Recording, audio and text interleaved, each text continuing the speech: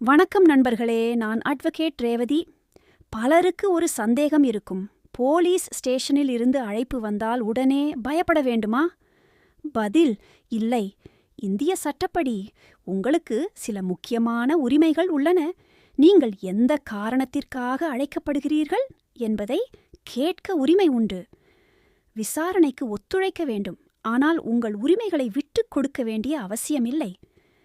கைது செய்யப்பட்டால் கைது காரணத்தை தெரிவிக்க வேண்டும். உங்கள் குடும்பத்தினருக்கும் வழக்கறிஞருக்கும் தகவல் தெரிவிக்க உரிமை உண்டு. பெண்கள் தொடர்பான விசாரணைகளுக்கு தனிப்பட்ட சட்ட பாதுகாப்புகள் உள்ளன.